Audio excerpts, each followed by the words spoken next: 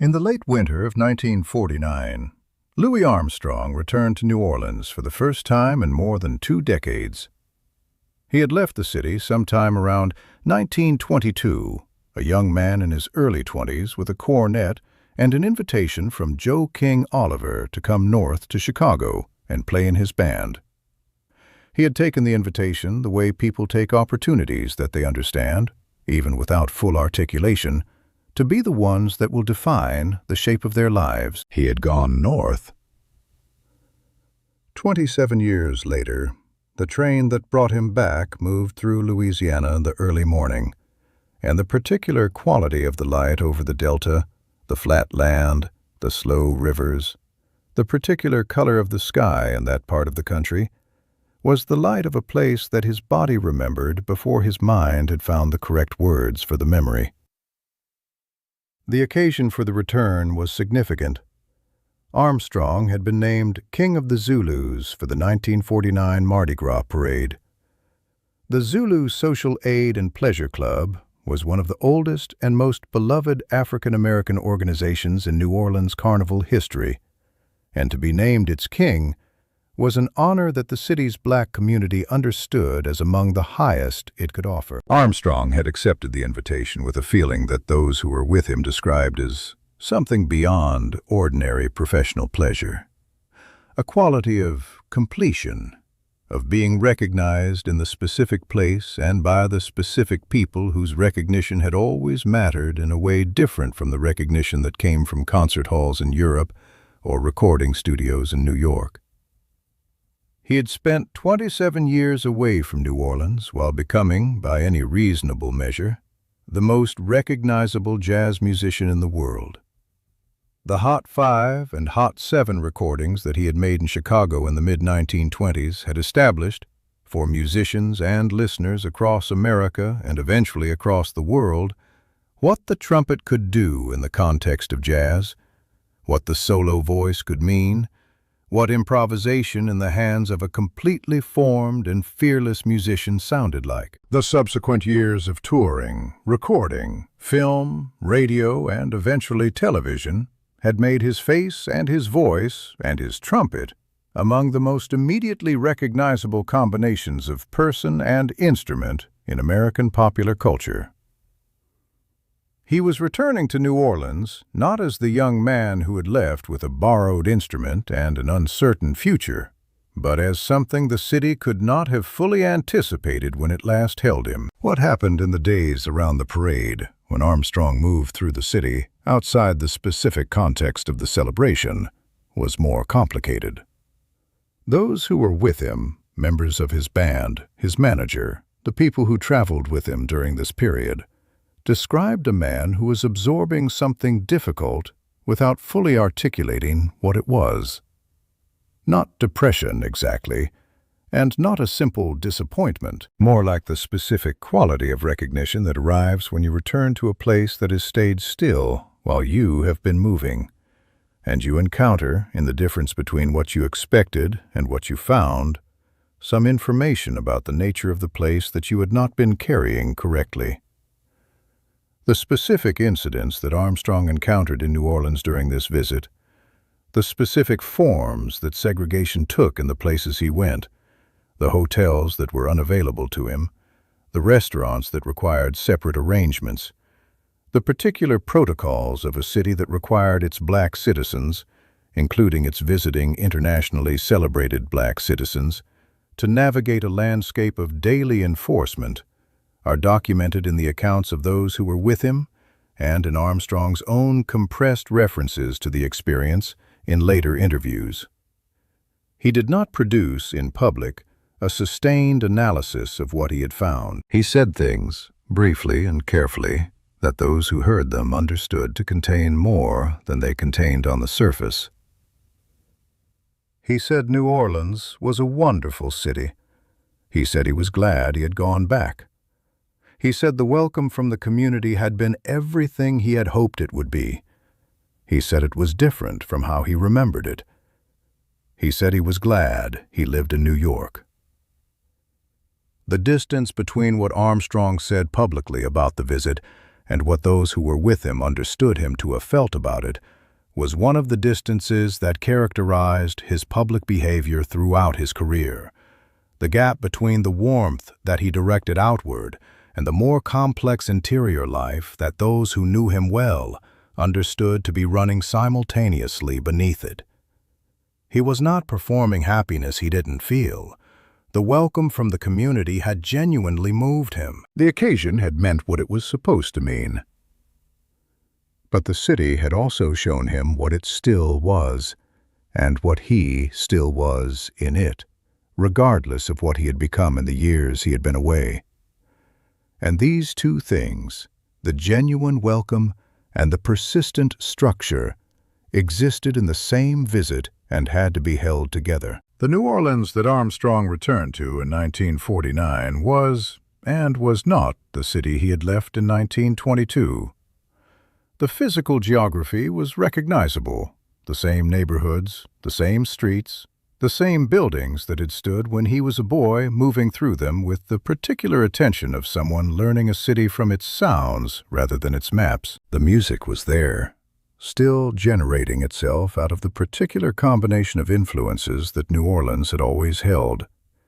The African rhythms, the French and Spanish and Caribbean overlays, the Protestant and Catholic hymns, the work songs, the parade music, the particular alchemical quality that the city brought to every musical tradition it absorbed. But the legal and social architecture of the city, the specific arrangements of power and restriction that had governed where a black man could go and what he could do and how he was expected to present himself in the presence of white authority, was still the architecture of Jim Crow. It had not changed. In some respects, it had calcified.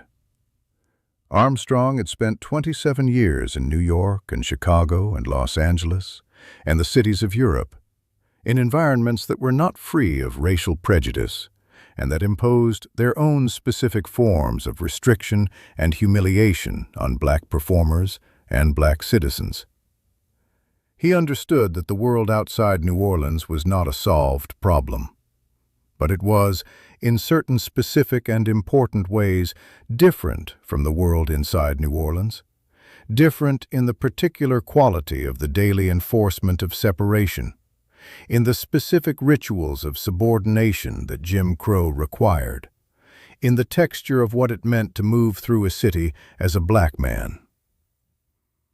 He had not, in 27 years, forgotten what that texture felt like, but he had lived without it long enough that returning to it was not a seamless continuation of something familiar, but an encounter with something he had been away from long enough to feel again as a specific weight. The Mardi Gras parade itself was a genuine triumph.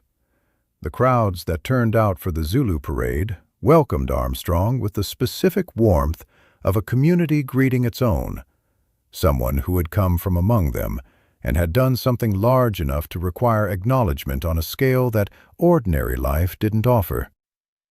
He rode through the streets in the royal costume of the Zulu King, waving and greeting and receiving what the city's black community had to give him. The photographs from that day show a man fully present in the occasion, genuinely moved by the welcome, the smile real, and the pleasure in it evident to anyone who looks at the images.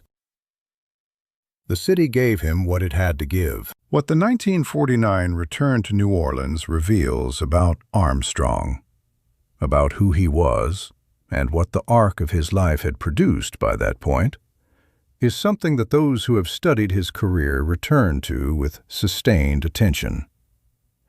He had left the city at 21 with nothing but a musical education and an invitation, and he had transformed both into something that the world had spent 27 years finding impossible to look away from. He had built, in the years of absence, a version of himself that was genuinely extraordinary. The playing, the voice, the presence, the quality of connection with audiences across 5 continents and multiple decades. And when he came back to the place where all of that had started, What he found was that the place had not absorbed the transformation the way places sometimes absorb the transformations of their famous children. New Orleans was still New Orleans, in both its wonderful and its unresolved aspects. And it saw him both as the Zulu King and as a man navigating the same structures that had shaped his childhood. The tension this produced between the enormous warmth of the homecoming and the weight of what the city still was, did not have a resolution in 1949 and does not have one in retrospect. It was simply two true things that existed simultaneously, as true things frequently do, without the courtesy of canceling each other out. Armstrong held them together, the way he held many things together across his career, publicly, with the warmth and the smile and the genuine gratitude for what the occasion had given him, and privately, with the understanding that was part of what made his playing what it was.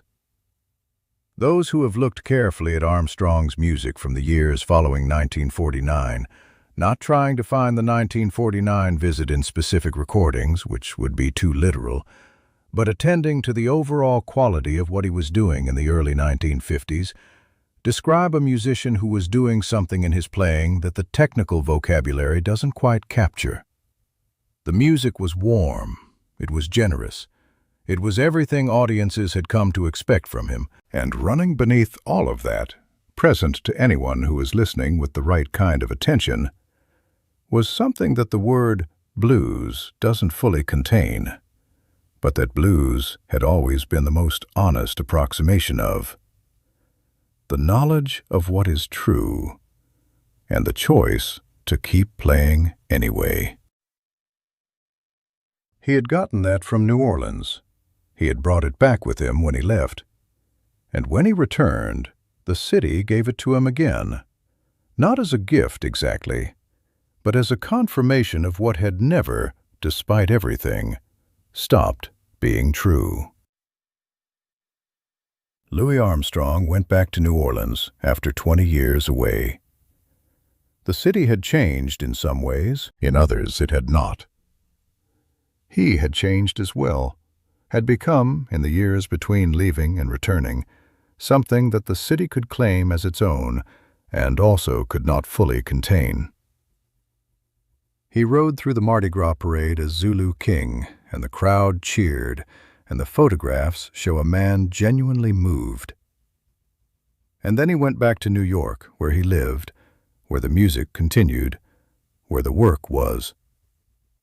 He carried New Orleans with him the way everyone carries the place they came from, not always consciously, not always comfortably, but completely.